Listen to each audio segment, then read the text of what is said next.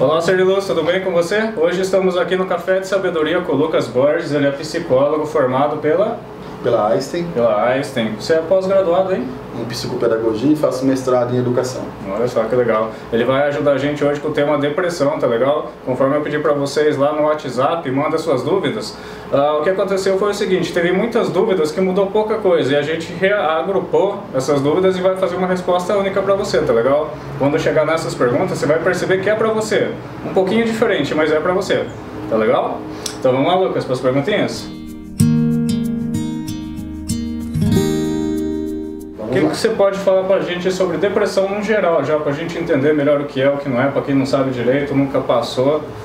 O que é a depressão? A depressão, ela é um distúrbio afetivo, que ela atinge no mundo mais de 300 milhões de pessoas e no Brasil, por volta de 5,8 a 6,2% da população já passou ou vai passar pela depressão.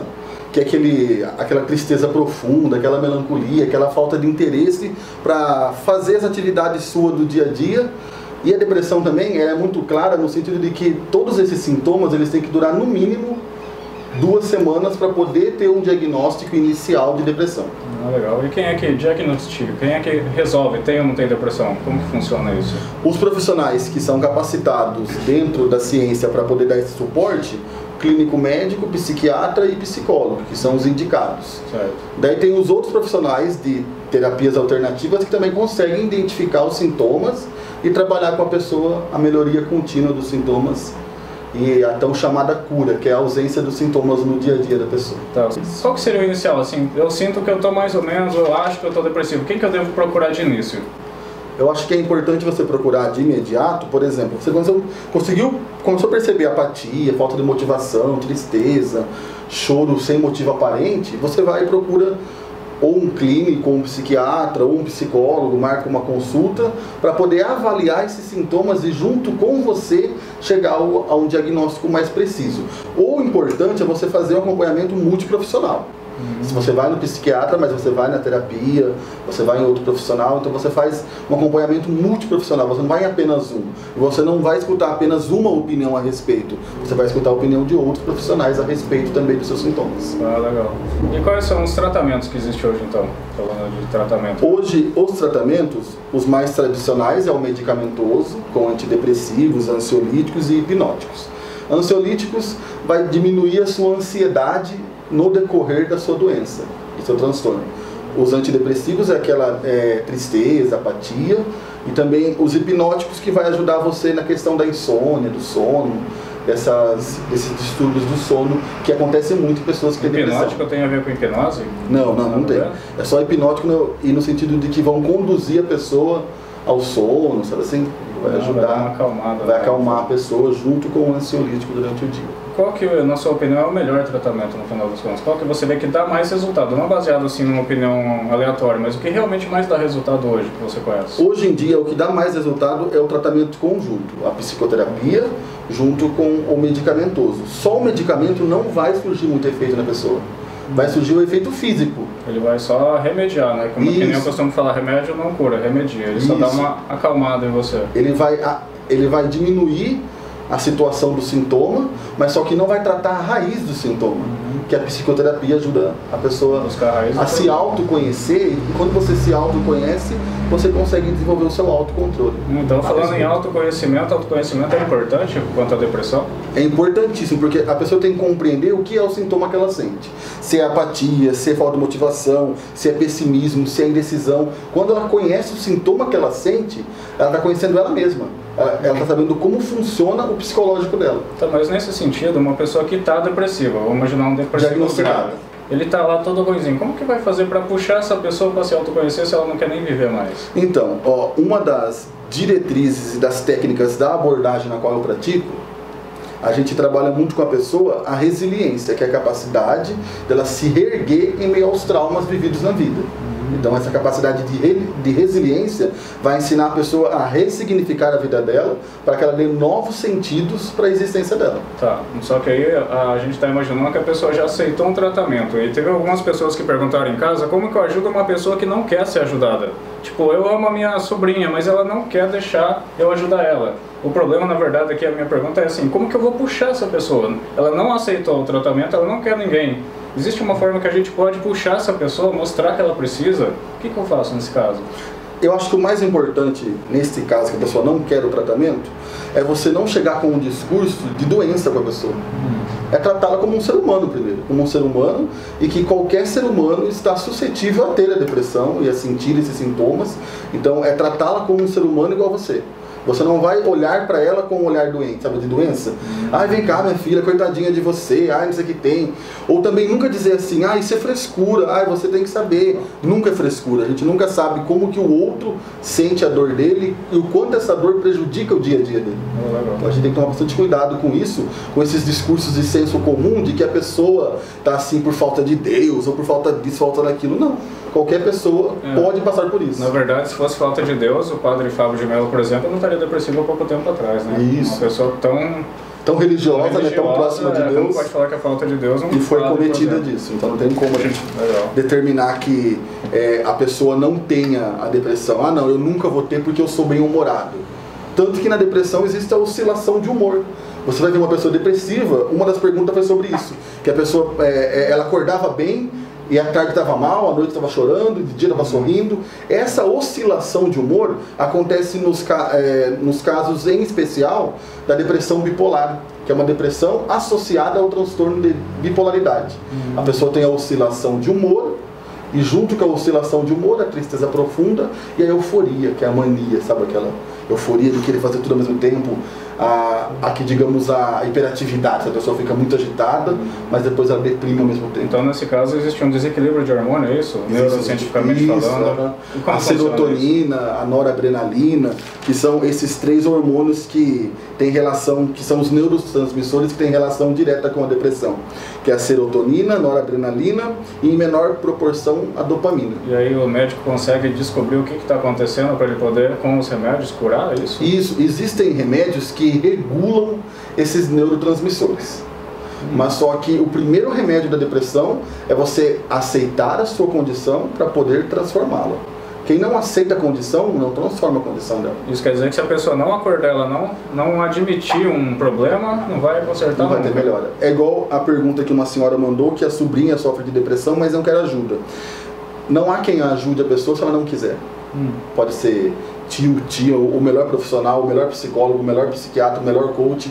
A pessoa não vai conseguir melhora se ela não acreditar e não perceber que ela precisa disso. E nesse caso, o que essa senhora deve fazer? Abandonar? Ah, ele não quer, então dane-se. Não, eu acho que o importante não é abandonar. O apoio familiar, ele é muito importante para esse controle dos sintomas e essa busca da ajuda. Falar, ó, fulana, você está passando por um problema. Eu estou aqui para te ajudar, estou à disposição para te ajudar. Eu estou te vendo como um familiar meu, como alguém que eu amo. Eu não estou te vendo como um doente. Eu estou aqui para te amar, independente do que acontecer. E se você um dia perceber, eu estou aqui para te ajudar. Você vai dar um apoio psicológico indiretamente. Isso, você vai ver que está preparado. Então você coloca lá e fica preparado para estar presente. Porque o amar, ele passa por esse caminho de ajudar. E entender o momento da pessoa, na verdade, também, pelo que você está falando. Você tem que saber deixar lá. Se a pessoa não quer enxergar agora, deixa ela. Isso. Mas você nunca vai julgar essa pessoa porque ela está num momento ruim que ela não está enxergando. E só o fato de você entender isso também já deixa o seu coração aberto a ficar preparado para a hora que aquela pessoa pedir a mão. É tipo assim, uma pessoa que cai dentro de um poço, né? Ela não escolhe quem que ela vai dar a mão. Ela vai dar a mão para quem tiver ela estendida na hora. Então é importantíssimo você continuar com a mão estendida. Você está aberto, que em algum momento ela vai perceber. Tá legal? Isso mesmo. Porque a gente nunca compreende que esses rótulos, ele prejudica as pessoas. A rotulagem é legal da identidade, né? Quando a pessoa fala eu sou depressivo ou eu estou depressivo, também conta muito, né? Então, eu acho que é importante a pessoa falar eu estou depressivo. É um momento só passageiro. Que é uma situação. Eu estou vivendo esse sintoma. Eu não sou essa doença. Eu sou mais do que a doença. Ele não pode levar para a identidade. Isso. Se ele falar eu sou, o que ele quer dizer? Se ele falar eu sou doente, eu sou ruim, eu sou uma bosta, você é.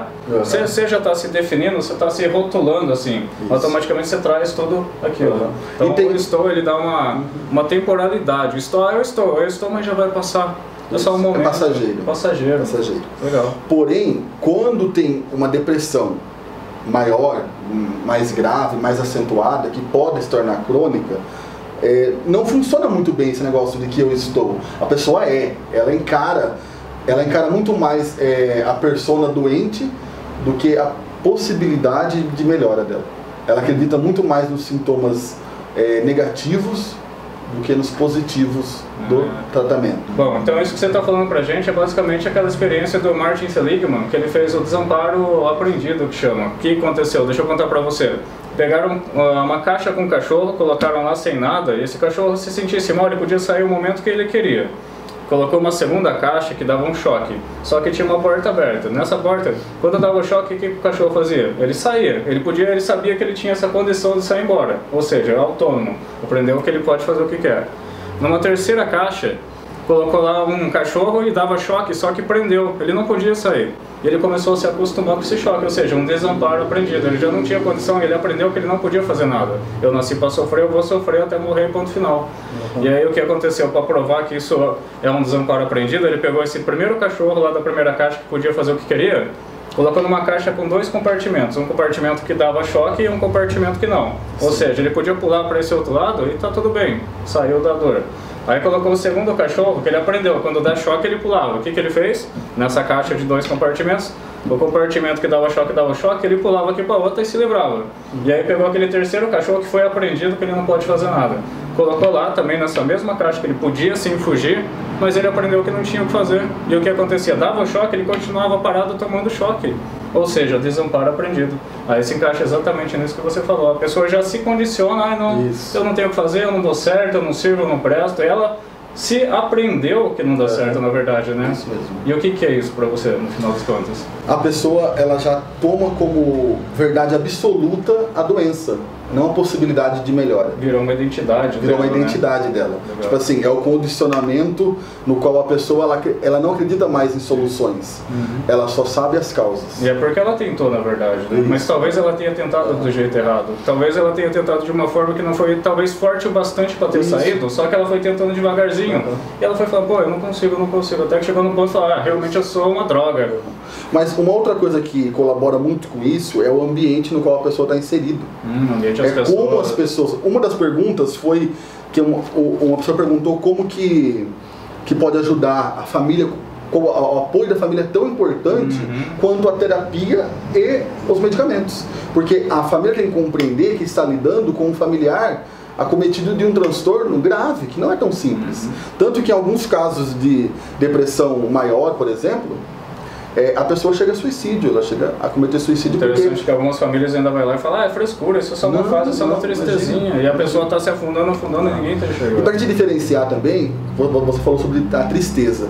A tristeza, ela é humana, qualquer pessoa sente tristeza. Você perdeu teu emprego, você rompeu um relacionamento, você perdeu um familiar, você vai ficar triste, você vai passar pelo luto.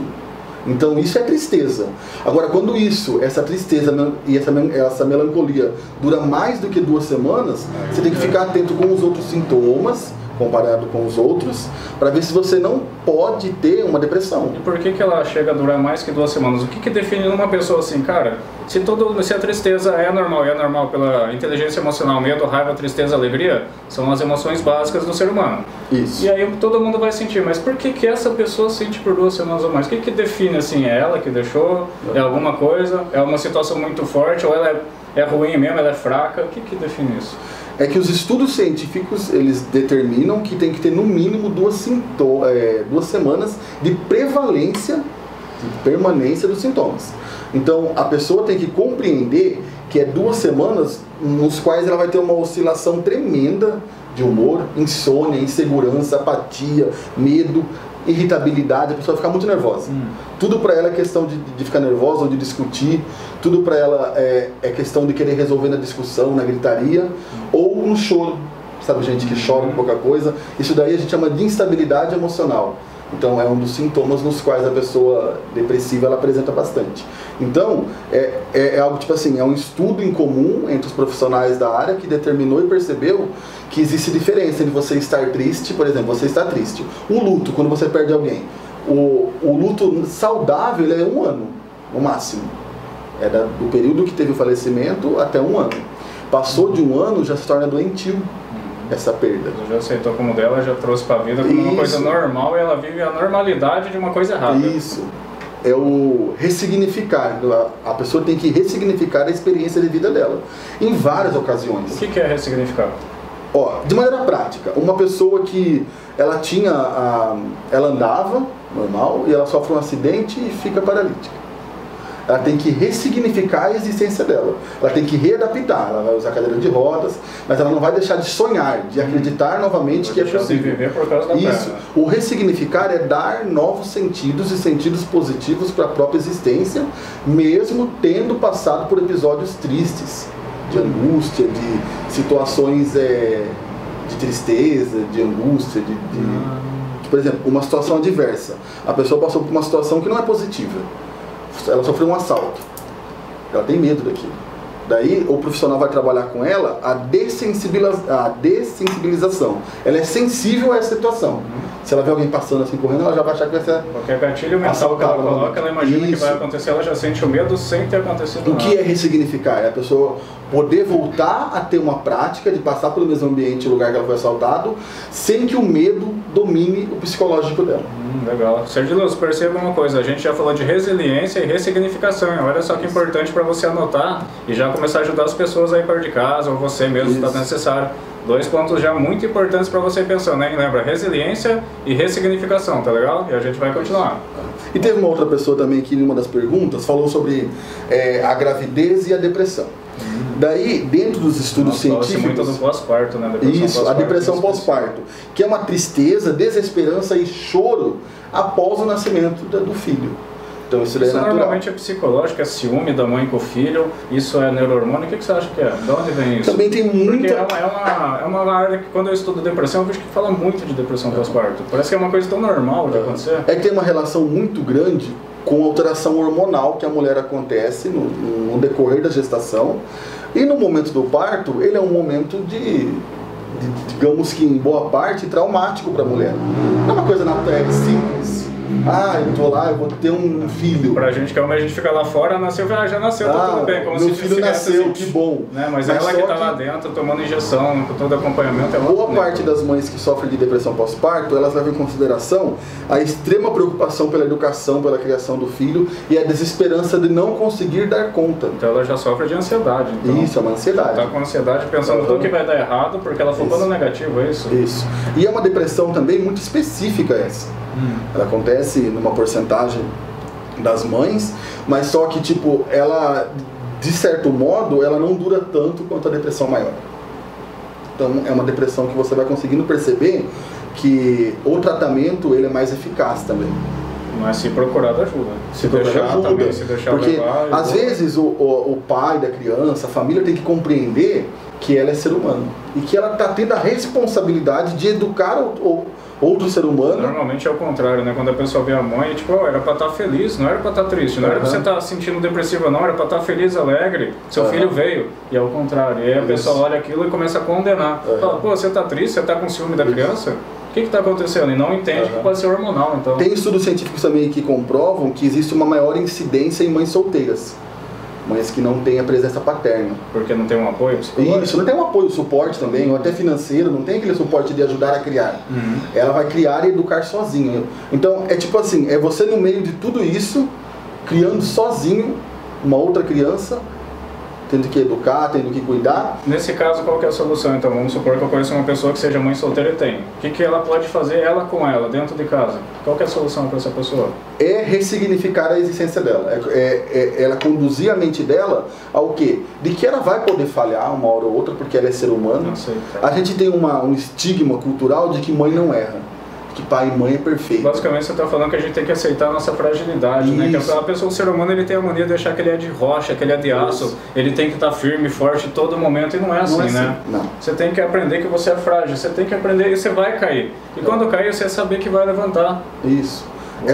É você aceitar as suas imperfeições. Eu acho que a gente está aqui para se aprimorar todos os dias.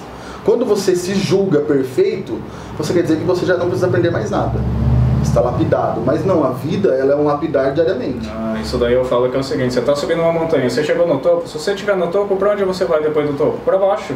Você já chegou no topo, você nunca, na verdade, o ideal é que você nunca chegue no topo. Colocar assim, se você achar que você é perfeito, maravilhoso, o único caminho que você tem é cair. É igual o campeão, um campeão de futebol, por exemplo, ele já é o campeão. Ou ele mantém campeão ou ele vai afundar, não tem outro caminho, não tem mais o campeão do campeão, né? Isso mesmo. Legal. E também a gente tem que tomar muito cuidado com a questão do quê? Da autossuficiência.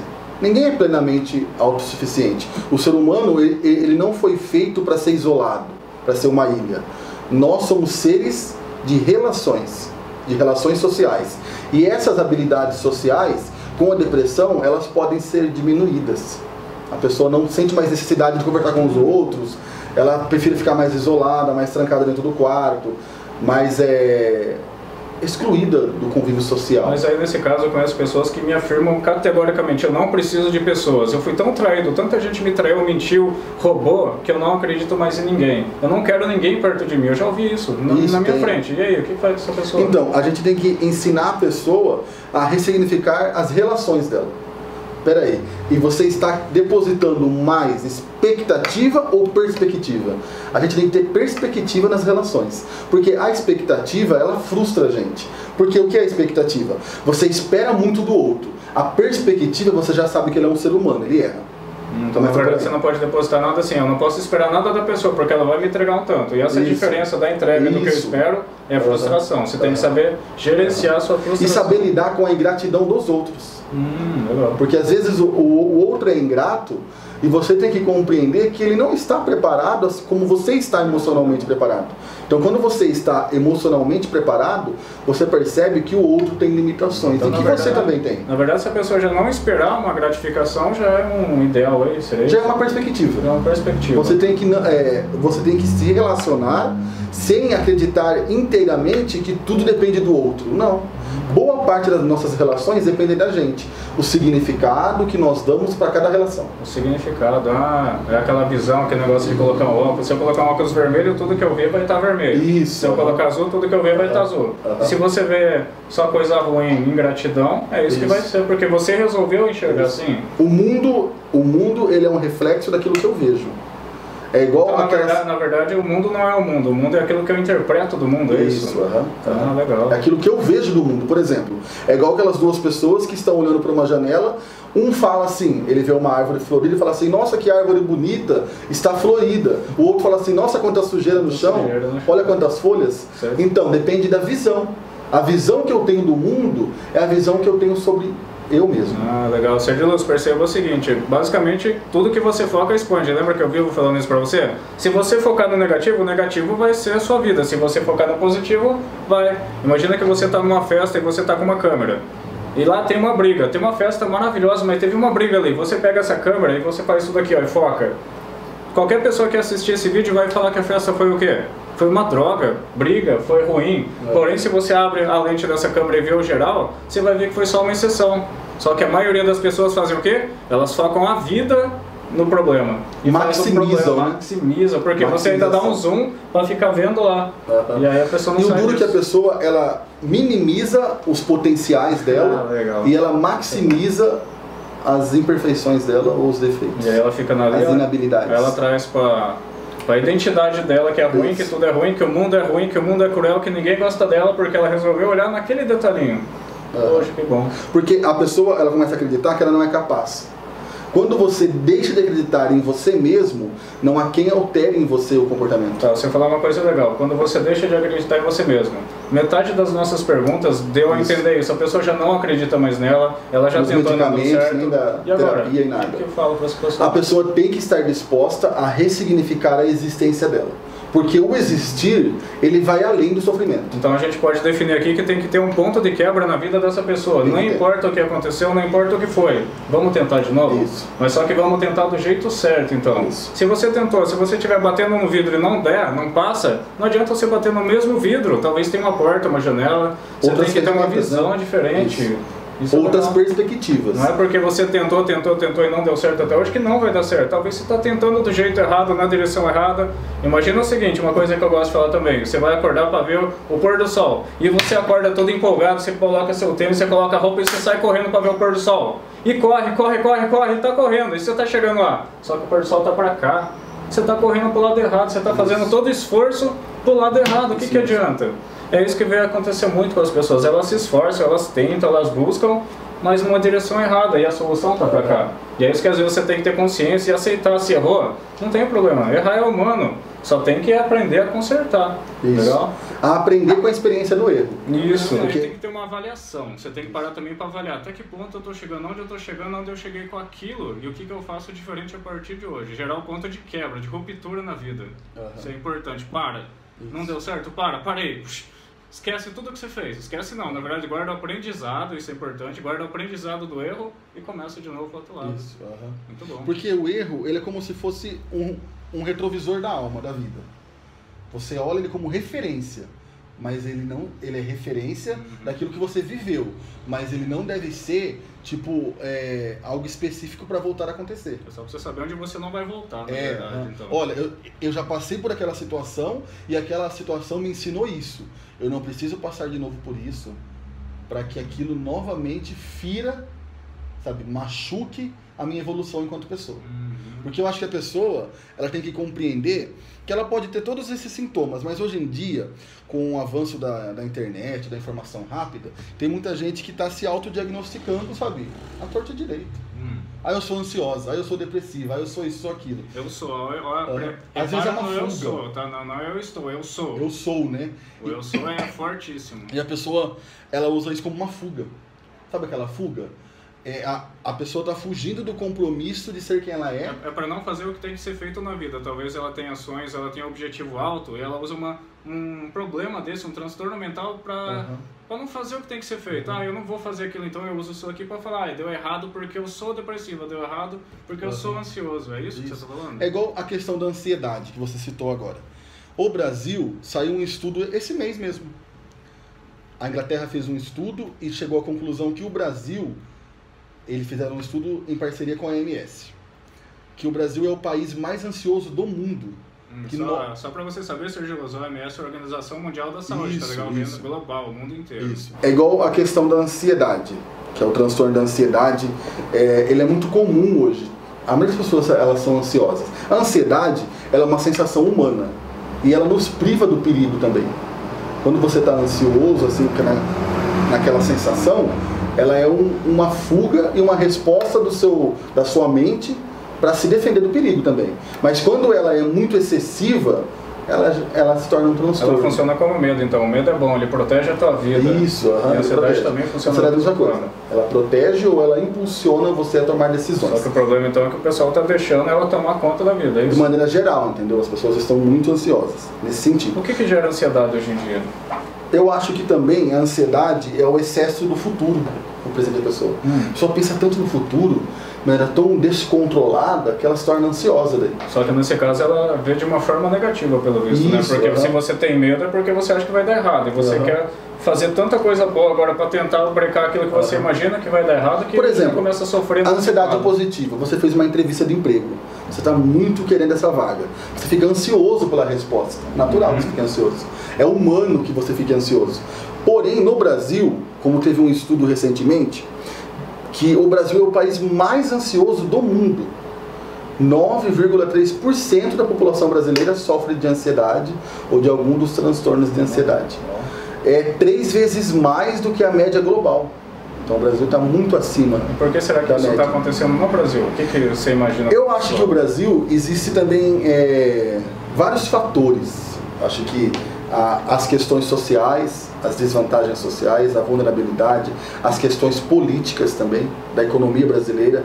O desemprego no Brasil está muito alto, então, querendo ou não, o desemprego gera ansiedade nas pessoas. E você não ter o que comer, o que colocar na sua mesa, isso daí gera uma certa ansiedade para a pessoa. E o que eu faço se eu sentir que eu estou ansioso? Uma das técnicas fundamentais na ansiedade, para lidar com a ansiedade, são as técnicas de respiração. Como funciona? Mostra pra gente, por exemplo, uma das técnicas é você inspirar, segura 4 segundos e solta. Você consegue colocar sob controle a sua mente. Você não se torna escravo da mente. Você controla a sua mente. As pessoas ansiosas, elas se tornam escravas dos sintomas. Na verdade, então, a gente pode falar de Eckhart Tolle, o poder do agora. Você se colocar no momento presente. Não, nesse momento não existe nem passado nem futuro, só existe agora. Se você se coloca agora, você entra no mindfulness, você entra em contato com você mesmo. E quando você fizer essa respiração, então você até sente o ar batendo nas narinas. Você fica presente agora e se acalma. Isso.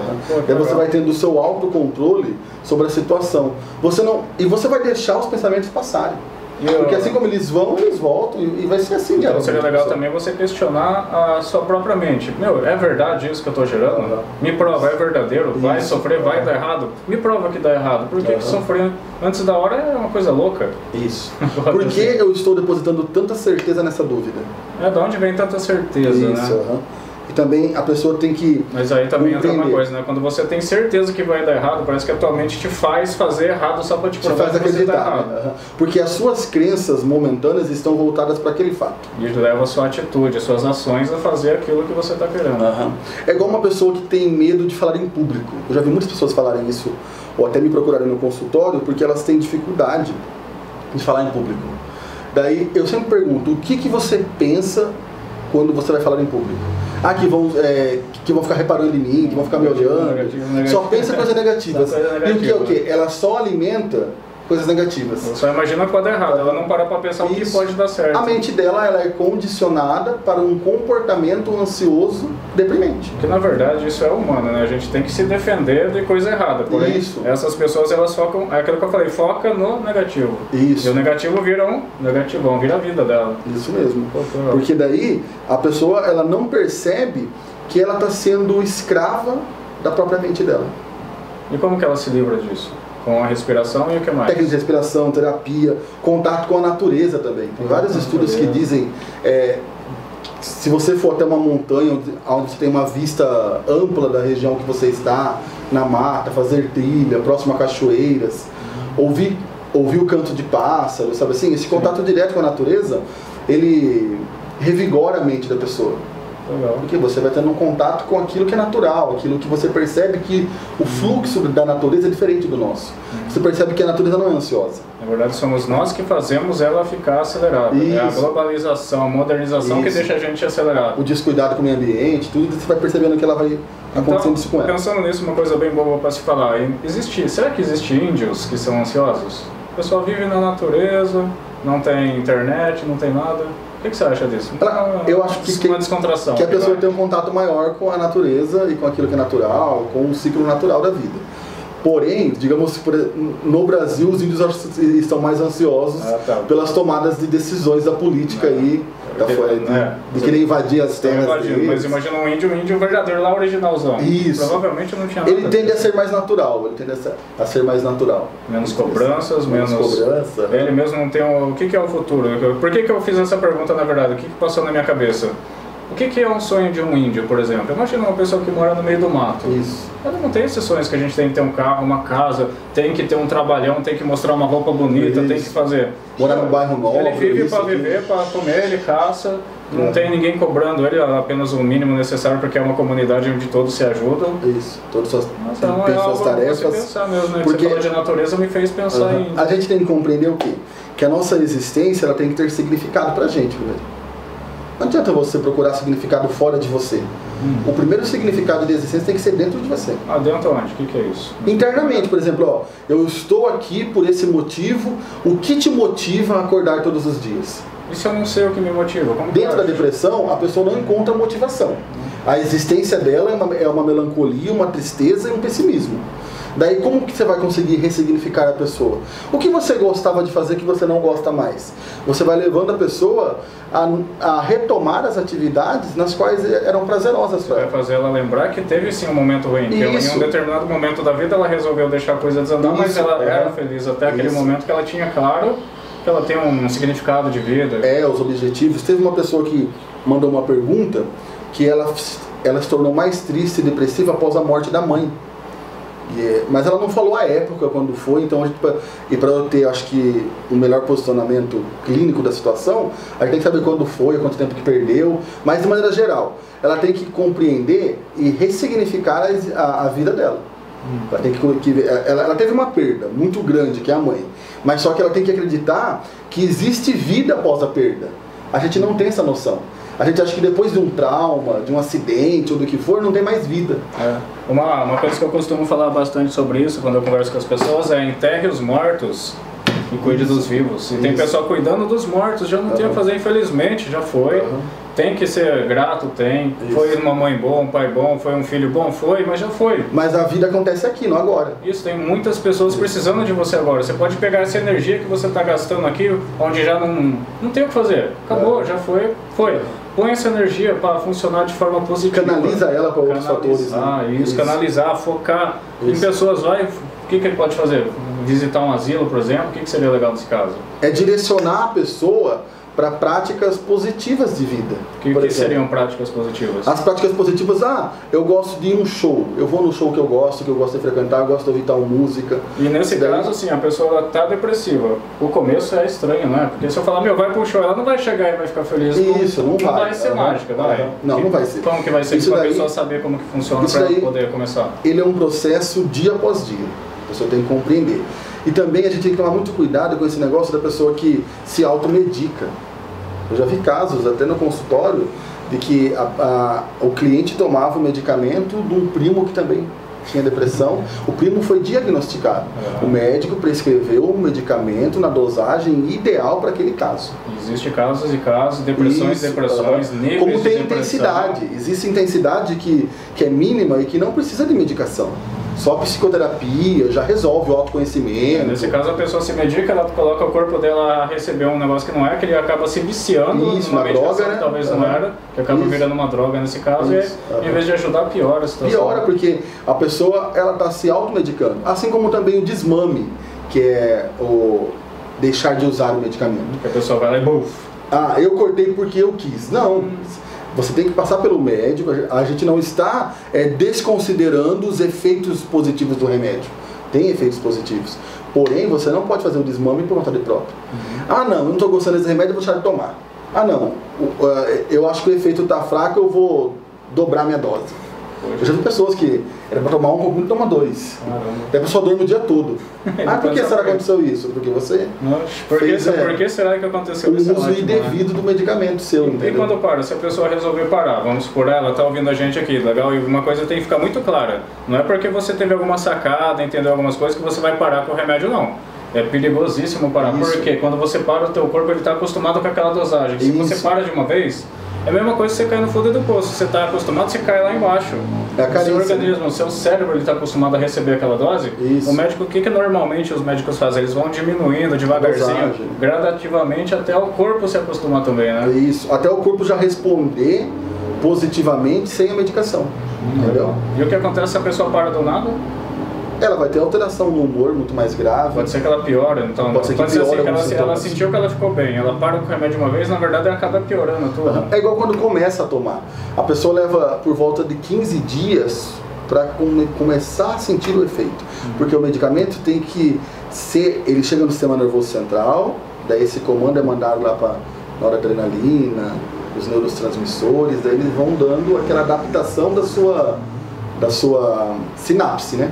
Você vai conseguindo perceber as alterações dentro da sua mente, e essas alterações vão provocar alterações dentro do seu comportamento.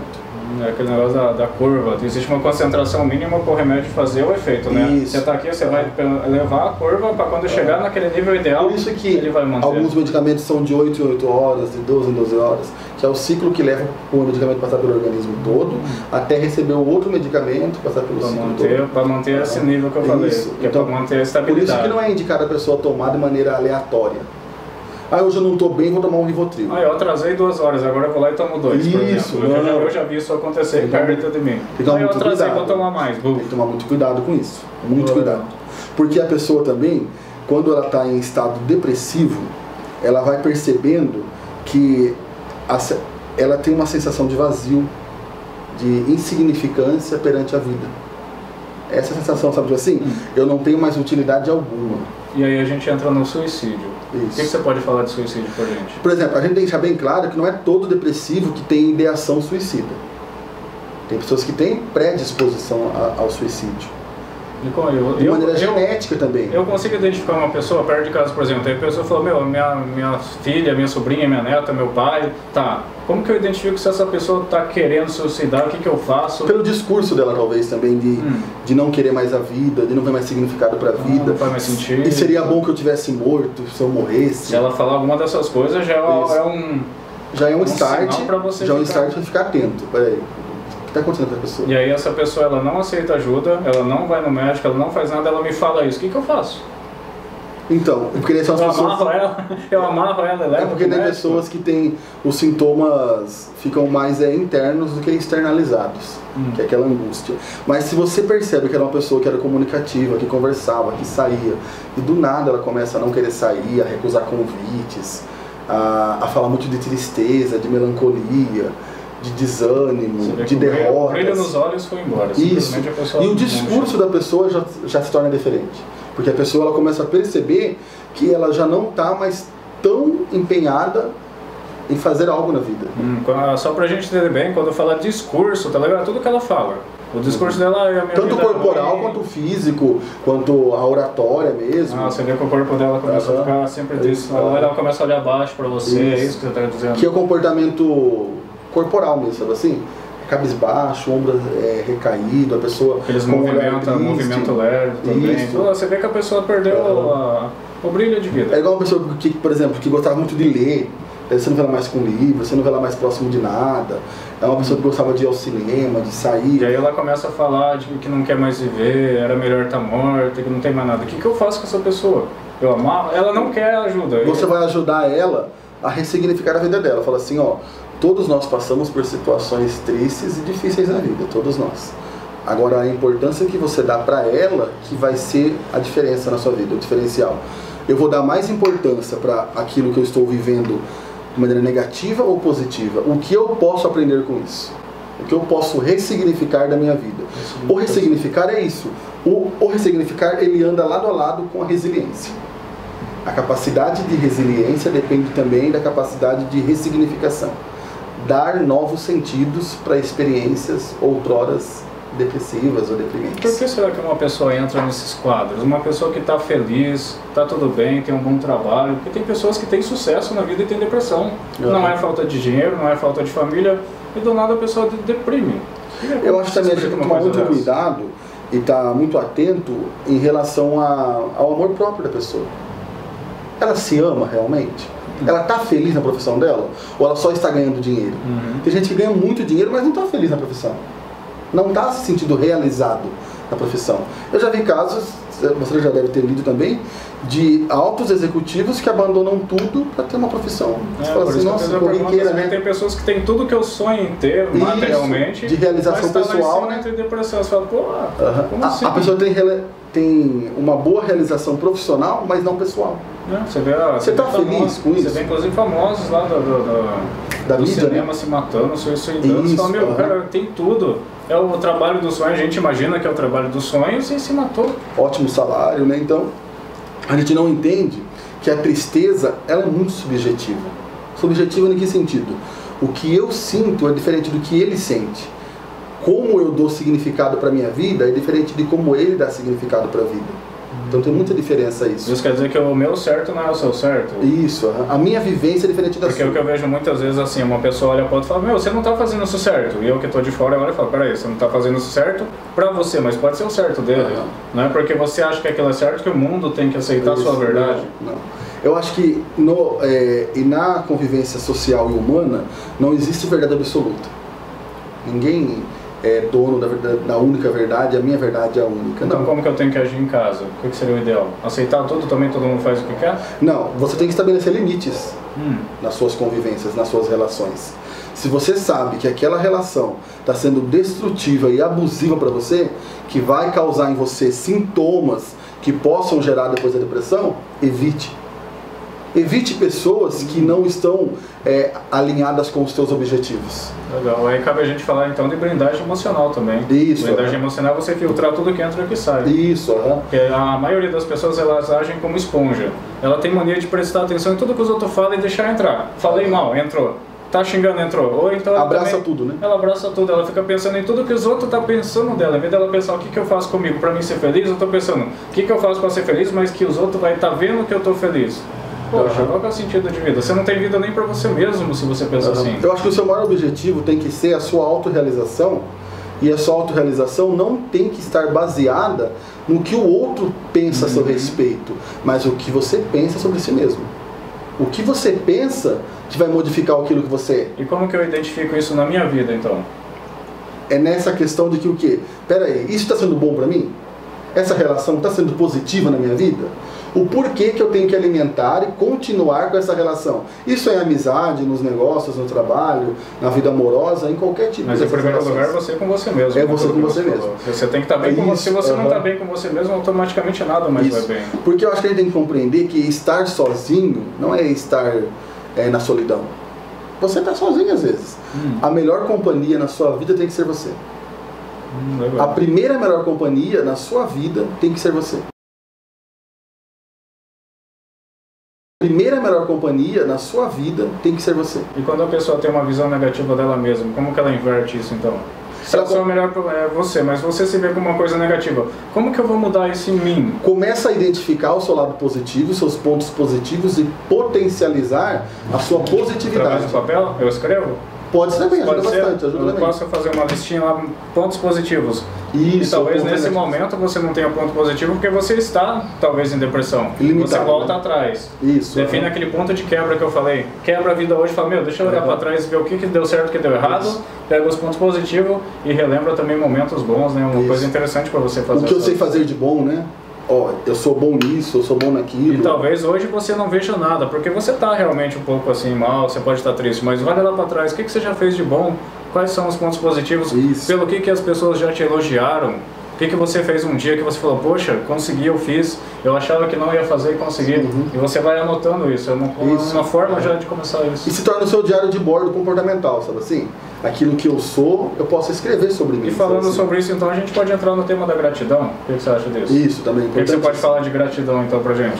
Porque eu acho que a gratidão, acima de tudo, é você saber que você está aqui com um objetivo de vida e que esse objetivo pode mover os seus dias. Uma pessoa grata, ela sempre vai ver uma oportunidade, não uma limitação. Até na tristeza você consegue ver oportunidade. Uma pessoa que é grata, ela vai saber reconhecer, nossa, que bom que está chovendo hoje. Vai refrescar, vai diminuir a temperatura. Então, essa pessoa pode falar, que bom que eu entrei nesse estado depressivo, porque isso vai me deixar mais forte, vai me mostrar que eu sou um guerreiro, que eu vou superar e vou conseguir, vou sair muito melhor, eu vou sair mais forte, que aí vai entrar na resiliência que você falou. Eu vou ter melhores ferramentas para lidar com futuras ocasiões. Então, através da gratidão, você agradece até o que está ruim na sua vida, porque você sabe, quando você enxerga do jeito certo, através da ressignificação, que você falou também, você consegue ver como uma luta, simplesmente, meu, eu sou um guerreiro, vou ser mais forte, mais firme, vou vencer e ponto final. E aí você é grato, aí a gente entra na gratidão também. Porque também, junto com a gratidão, a gente tem que compreender que todo o caminho para a evolução e para alcançar os objetivos, ele vai passar por algumas derrotas. Até porque não teria graça nenhuma se você tivesse um objetivo, eu tenho um sonho. Eu vou lá, tudo lindo, maravilhoso. Linha reta, né? Conseguir tudo direto. Não seria nem um sonho, na verdade, né? Seria mais uma coisinha qualquer, não ia ter graça nenhuma. Eu acho que muitas das vezes a vida te conduz para caminhos que não são tão positivos, para você depois valorizar quando você estiver vivendo e podendo desfrutar daquilo que você já queria. Sabe como que eu penso disso? Como se fosse testes. Eu imagino assim, Deus está te dando bênçãos. Só que imagina que a bênção tem um peso, é o peso desse livro. Se eu colocar numa formiga, não vai aguentar. Isso. Tem que fazer o quê? Vai fazer a musculação com o menorzinho até aguentar. Para quando jogar a bênção firme e forte, você está firme. Que na verdade, através na vida, são alguns sofrimentos, alguma tristezinha, mas para ver se você realmente merece aquilo. É uma forma que eu tenho minha, de quando eu passo por alguma coisa negativa, eu me fortaleço e falo, opa, peraí, se está passando por um momento ruim, eu tenho que ficar mais forte para aguentar o que está chegando. Eu posso aprender com isso. São as bênçãos que estão chegando. Eu vou me fortalecer, eu vou ver do jeito certo, eu aceito e agradeço e me empodero. Isso.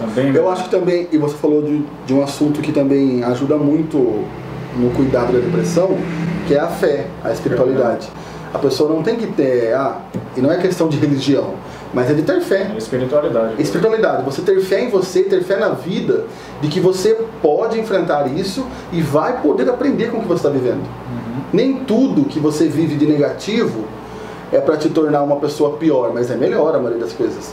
A maioria das coisas negativas que acontecem com a gente é para aprimorar a nossa capacidade de resiliência e de ressignificação. Legal. E caso você não saiba, quando eu falo ser de luz para você, é justamente falando disso, é espiritualidade. Porque para mim nós somos seres de luz, nós somos seres espirituais tendo uma experiência humana. E a gente está aqui por algum motivo, é para ser testado, talvez é para cair, para levantar, para ver o quanto a gente aguenta para voltar para casa.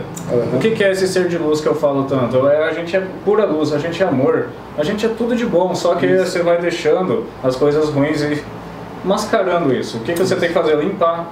E quando você fizer isso, você está pronto para voltar para casa, que é o que eu falo. É a minha forma de visualizar e por isso que eu chamo você de ser de luz. Porque você é muito mais do que você tem mostrado até hoje. Você não é dor, você não é sofrimento. Essa fase vai passar quando você decidir, quando você tiver a visão certa e a atitude certa. Isso mesmo. E também eu acho que dentro da depressão é importante a gente falar sobre que teve uma pergunta que falou sobre o uso de álcool e drogas para quem é depressivo e tudo. A indicação é que não use. Não use álcool e drogas dentro do tratamento. Até fora da depressão. Até fora da depressão. Até fora, na verdade, mas em especial. O abuso dessas substâncias vai gerar comportamentos autodestrutivos na pessoa. E dentro da depressão, o abuso do álcool e drogas, ele potencializa os sintomas. Uma pessoa que tem ideação suicida, ela toma remédio para depressão, para ansiedade. E ela começa a usar muita droga ou muito o abuso do álcool. Essa ideação suicida vai poder se tornar um comportamento suicida prático. Porque aquelas barreiras mentais próprias dela vai estar tudo alterado e ela vai ter força, ela vai se sentir o super-homem que vai fazer. Vai estar tudo aflorado nela. Por quê? Porque ela já vai estar fora daquela sanidade e consciência. Sai da realidade, ela pode se atirar de um edifício, pode se enforcar. E num momento de lapso mental dela, por causa do abuso da droga. Uma outra pergunta legal que o pessoal fez também, que eu vi que saiu umas 3 vezes, foi sobre a síndrome do pânico. Tem relação com depressão? A síndrome do pânico, ela pode ser que tenha relação. Pessoas depressivas podem desenvolver síndrome do pânico, mas não quer dizer que todas as pessoas que têm síndrome do pânico vão ser depressivas. Não. Qual que é a relação? O que você imagina? A relação mais direta está em alguns sintomas que se assemelham, sabe, na síndrome do pânico. Porque a síndrome do pânico não é só o medo, é a ansiedade provocada pela situação. O que vai desencadear aquela ansiedade na pessoa e ela vai ficar panicada. Fala assim, nossa, estou desesperada, estou nervosa. O que vai desencadear, quais são as crenças na mente dela, que vai desencadear o comportamento da síndrome do pânico. Isso quer dizer que ela entra num ciclo vicioso. Numa retroalimentação. Se ela começar, se ela disparar o gatilho que começa, automaticamente ela vai girar a roda. Isso, esse ciclo que a gente chama retroalimentação. Eu não sou capaz, eu sou inferior, eu não mereço, eu sou fraco.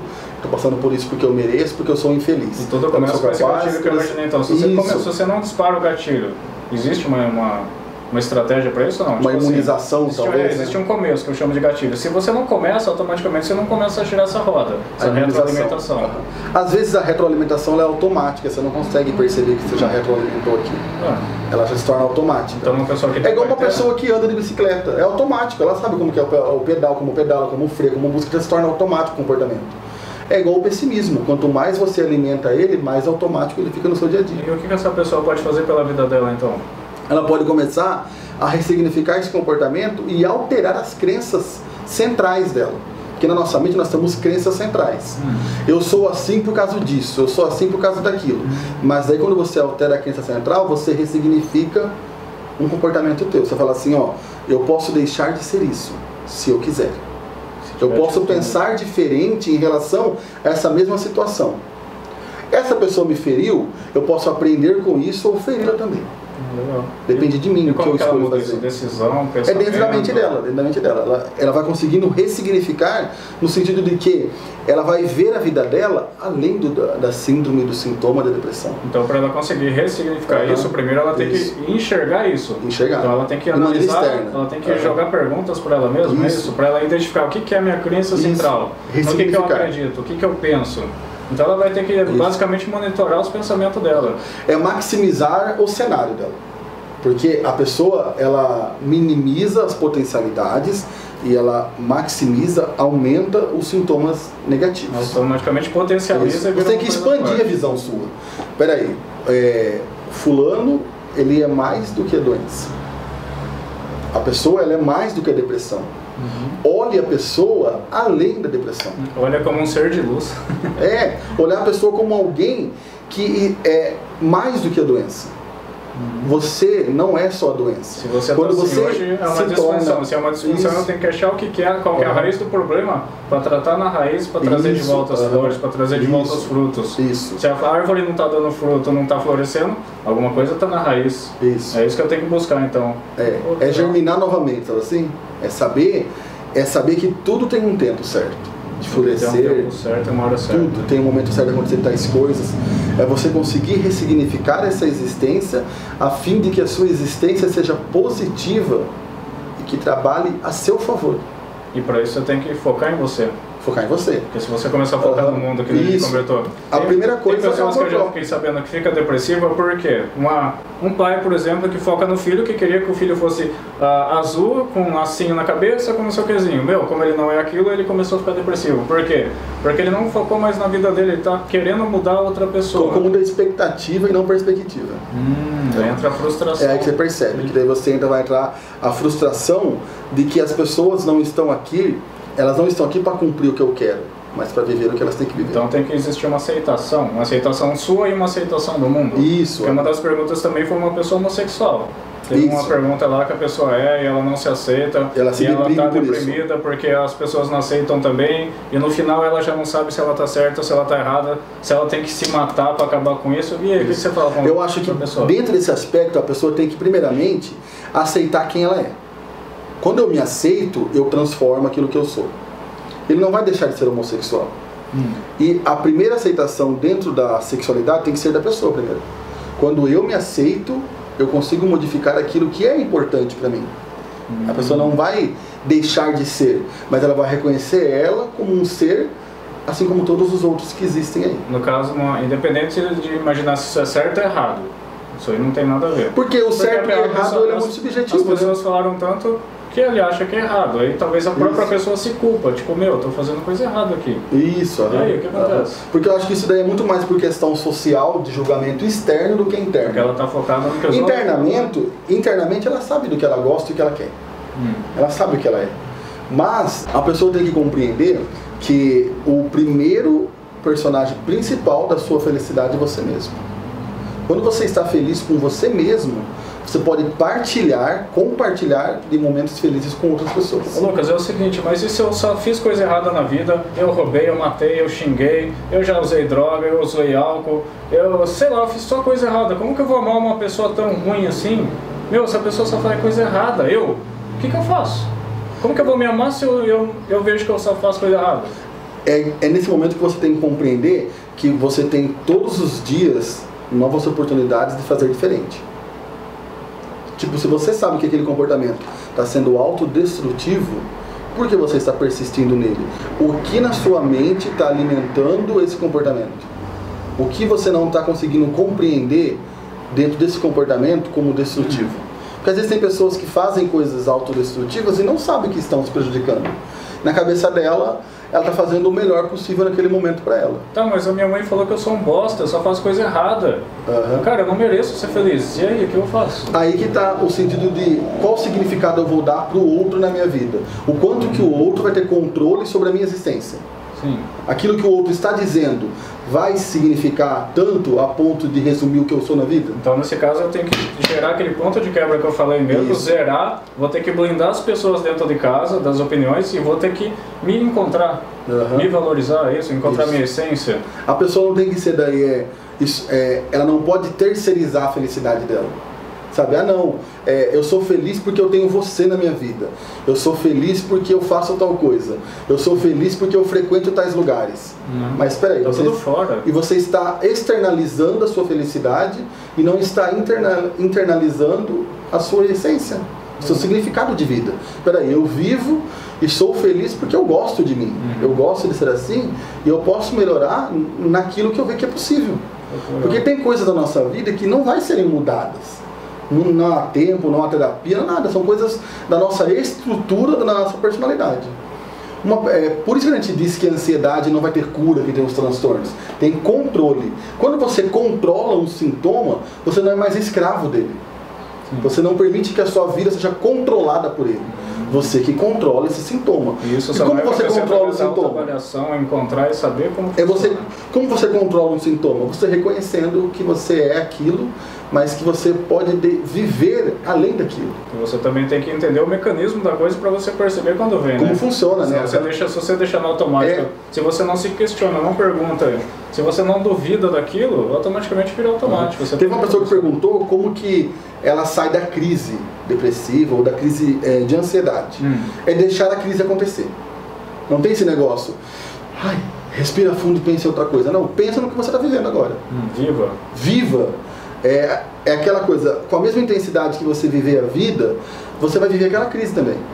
Você tem que deixar acontecer, os pensamentos vão passar na sua mente de maneira muito acelerada. A mente de uma pessoa ansiosa. Então, do que está acontecendo. Isso. Tem que saber, está acontecendo, eu estou vendo, e controlar para não deixar a coisa... Tem uma síndrome muito alinhada com a ansiedade, que é a síndrome do pensamento acelerado. A pessoa ela alimenta tanto a mente com ansiedade, que ela pensa tudo de maneira acelerada. Tudo, sabe, é alvoroçado, é para frente, é descontrolado. Então, toma cuidado com isso. Então, se ela tiver consciência que ela tem isso, o simples fato dela ter essa consciência já ajuda. Já mobiliza para a transformação. Porque você começa, no mínimo, quando você está passando em viver, como você falou, deixa acontecer. Mas se deixar acontecer você enxergando, sabendo o que está acontecendo, você começa a barrar um pouco a coisa, pelo menos. Isso. Deixando acontecer dentro de um limite, não deixando tomar frente da tua vida. Isso. Você deixa viver aquilo, você deixa aqueles sintomas aparecerem no seu dia a dia, mas só que quando você percebe como ele funciona, você consegue mudar o funcionamento dele. Devagar, né? Aquilo não vai operar mais a fim de controlar extremamente a sua vida. Porque você tem que ter também uma consciência que tudo ocorre devagar, tudo na hora certa também, né? Isso. Não é porque você está tendo consciência, eu tive consciência, boom. Isso não vai acontecer nunca, na verdade, devagarzinho que você vai começar. Eu tive uma percepção de que isso aconteceu de tal maneira.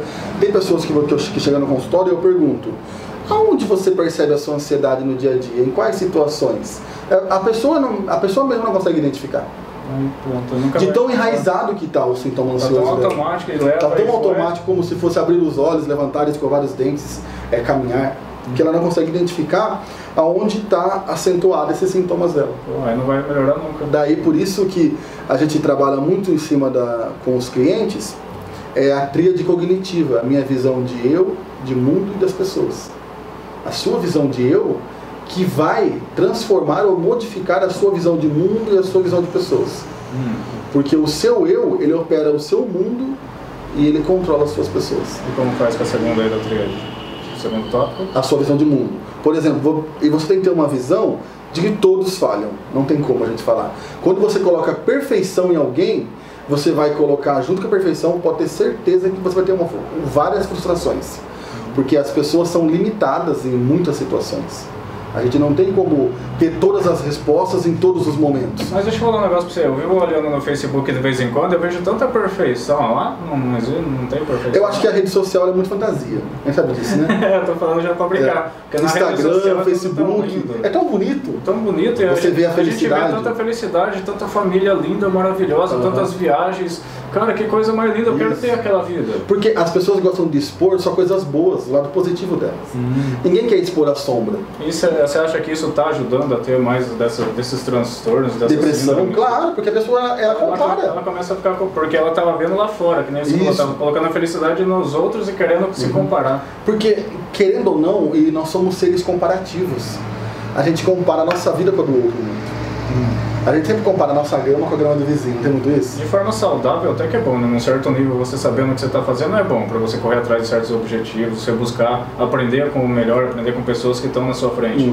Mas não essa vida maravilhosa de Facebook, de Instagram. E redes sociais.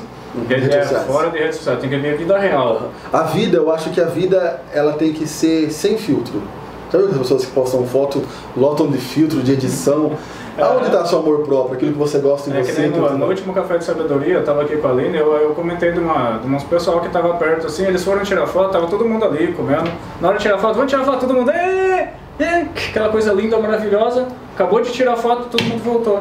Você fala, meu, o que é isso? Uma felicidade passageira, parece. Felicidade, não, se for para ter esse tipo de felicidade, eu prefiro estar no meio do mato, lá virar. Porque hoje em dia, as pessoas estão escolhendo mais interagir por redes sociais do que pessoais.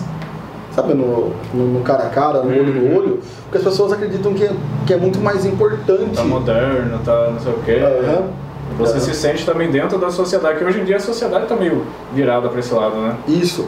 E eu acho que isso só limita as nossas relações pessoais.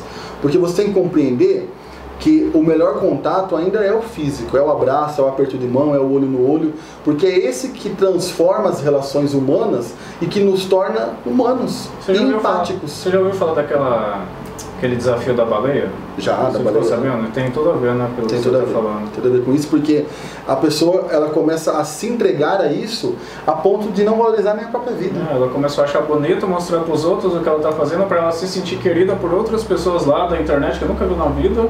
Acabar dando sua vida, o suicídio, claro. E dentro desses fatores da depressão, um dos sentimentos que mais temos que praticar de atitudes é a empatia. É se colocar no lugar do outro. E como que eu faço isso? Um ser empático não é um ser que fala assim, ai que pena, nossa, olha a sua dor, olha o que está passando. Isso até dó. É falar assim, ó, eu sinto o que você está sentindo, eu sei que deve ser difícil. E aquilo que eu puder ajudar, eu estou à disposição. Isso é uma pessoa empática. Só que isso agora, o que é uma pessoa simpática? A diferença de simpático para empático. Simpático fala assim, ó, vai ali, que ali eles te ajudam, ó. Vai em tal lugar, que ali você consegue ajuda. Vai para onde você não tem. Isso é alguém que é simpático. Nossa, que pena que você está passando por isso, nossa, que triste. Mas, fica assim, mas não fica assim não, logo você melhora, tá? E tchau, e vira as costas.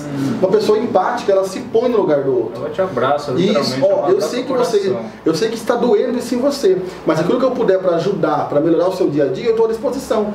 Nem que for para ficar em silêncio do teu lado, eu estou aqui junto com você. Só que realmente age, né? Não só fala. Isso, eu estou aqui para viver com você esse momento. Porque eu acho que é muito bom. É muito fácil você ter amigo na alegria. Nos bons momentos, na conta lotada, na conta cheia, com dinheiro no bolso, com o carro do ano, é fácil você ter amigo assim. Mas e quando você está passando por uma situação que é mais difícil? Quem vai te oferecer ajuda? Quem vai te oferecer o apoio e o suporte? Então a gente tem que ser empático com as pessoas que estão passando por situações depressivas ou de ansiedade. Por momentos de ansiedade e depressão. Isso então se enquadra naquelas perguntas que o pessoal falou, pô, tem uma pessoa muito querida aqui, mas eu não consigo fazer nada. Se coloca no nível de empatia, então de estar com a pessoa, de se doar, de abraçar literalmente o coração da pessoa. Isso. Uma forma diferente de ver isso, para você entender. E compreender também que essa oscilação de humor, ela é natural na depressão. A pessoa não está sendo pirracenta com você. Um dia eu ouvi de um não é com você também, né? Não fala, não, é comigo, não, é ela com ela. Isso, porque daí a pessoa, ela compreende que essa oscilação, ela é natural dentro desse transtorno. Que não é uma birra contra você, que a pessoa está tentando forças para lutar contra ela mesma. Na verdade, talvez seja até um grito de socorro, para você perceber o que está acontecendo com ela. Um pedido de ajuda. Ela está gritando de uma forma que ela não sabe, inconsciente, que ela está falando, meu, eu tô ruim, eu tô péssimo, me ajuda. Só que, tipo, tem que também ter por trás, me entenda. E também a gente tem que compreender quando existe a necessidade de você intervir com a pessoa. De você intervir em relação a isso. Por exemplo, dentro da psicoterapia existe o contrato de sigilo, quando você atende uma pessoa. Porém, esse sigilo pode ser quebrado quando a pessoa coloca em risco a vida dela ou de alguém. Sabe? Essa que é a intervenção. Quando você percebe que a pessoa tem ideação suicida, o psicólogo chama um familiar e fala sobre isso com o familiar. Ó, ele está apresentando sintomas de ideação suicida, fique atento. Não deixe faca perto, sabe? Não deixe a pessoa sozinha muito tempo. Sempre mobilizando e motivando a pessoa a potencializar aquilo que ela tem de bom. Legal. Porque tem familiar que intensifica os sintomas, já viu isso? Aí você não presta, você é sem vergonha, você não sei o que tem. Então, isso é falta de Deus, isso é frescura, isso é isso, isso é aquilo. Na verdade, a grande maioria hoje em dia tá assim, né? E você piora muito mais a pessoa. A gente tem a mania de achar que a única dor que dói é a nossa dor, que a dor do outro é só frescura. Que a dor do outro é insignificante. Sempre a minha dor é maior que a sua, sempre o meu trabalho é pior que o seu, sempre tudo meu a gente tem mania de colocar como algo pior. Por exemplo, na depressão existem alguns sintomas físicos sem motivos específicos. Teve gente que falou sobre os sintomas físicos. Quais são eles? Dores de barriga, má digestão, azia, flatulência, tensão na nuca e nos ombros. A pessoa sente muita dor no corpo, no peito. E são dores que o clínico faz exames e não são sempre psicossomáticas, né? As psicossomáticas, As psicológicas que geram as físicas. Você cristaliza no físico a sua dor mental. Assim, uma forma fácil de você entender isso. Você traz lá da mente e faz doer no corpo. Isso, faz doer no corpo. Porque daí a pessoa não entende que a mente dela é a chave para tudo. Aquilo que o seu psicológico vive vai ser externalizado no seu comportamental. Então, controle emocional seria a palavra-chave aqui. Isso, controle emocional. Se entender, se conhecer. Autocontrole. Autocontrole, autoconhecimento. Você ter domínio sobre quem você é. E autoconhecimento para saber quem é você também. De não colocar a felicidade em outras pessoas. Por exemplo, tem pessoas que compreendem da sua inabilidade de ter controle sobre o uso de álcool e drogas. Tem gente que sabe que se bebe um pouquinho mais dá trabalho. Tem gente que sabe disso. Como tem uns que não sabem, que são inconsequentes. Tem pessoas que bebem. Vai só depois que no outro dia que vai descobrir. Que precisa de amigos para ajudar. Nossa, calma aí, controla aí. Então, quando você tem autocontrole de compreender aquilo que você pode fazer para melhorar o seu dia a dia, você vai conseguindo criando ferramentas psicológicas de controle e de autocontrole. Sobre a situação. Daí é que é legal você conhecer seus pontos positivos e seus negativos. Você saber o decor da história e o que você potencializa, o que você cuida. O que eu cuido ou o que eu não vou dar atenção. Potencializar os positivos, ficar esperto com os negativos, se possível eliminar. Isso, porque é igual tipo assim, qual lobo eu escolho alimentar? A minha personalidade. O lobo bom ou o lobo mau? Aquilo que é positivo ou aquilo que é negativo? Essa história que ele está contando é o seguinte: existem dois lobos dentro de cada um de vocês. Existe o bom e o mau. E aí a pergunta vem, qual que vai vencer? É aquele que você alimentar. Aquele que você dá suporte para ele. É o suporte, aquele que você quer que você deixe sobreviver, literalmente, né? Isso,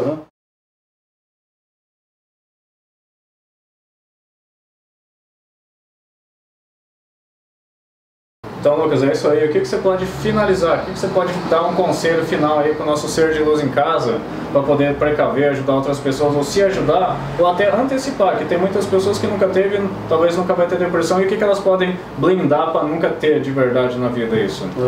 Eu acho que é de extrema importância você acreditar em quem você é e conseguir perceber que você tem tudo para ser feliz se você quiser. Que as ferramentas de controle e de manutenção do seu psicológico estão nas suas mãos, que você pode definir aquilo que é importante para a sua vida. O que eu vou dar importância? Para a solução ou para o problema? Quando você escolhe dar importância para a solução, a sua mente trabalha a seu favor. Então coloque sempre a sua mente e o seu psicológico para trabalhar a seu favor, a fim de que você consiga ter uma vida minimamente saudável, consciente de que qualquer sintoma é mínimo em relação à sua existência. Bom, resumindo, o que ele quer dizer? Você é o capitão da sua alma, você é o senhor do seu destino, é você que tem que tomar a frente da sua vida. Ou você faz ou ninguém vai fazer por você. Se ninguém fez até agora, não vai fazer mais. Você tem que ter consciência, autocontrole, se conhecer, tá legal? Então é isso aí, ser de luz. Essa foi o nosso café de sabedoria de hoje com o Lucas Borges, psicólogo. Então ele vai deixar agora o contato dele para você quiser marcar uma consulta, um atendimento aí. já especializado, tá legal? E qual que é seu telefone, Lucas? Ou e-mail? O meu telefone é 19 98840 8574.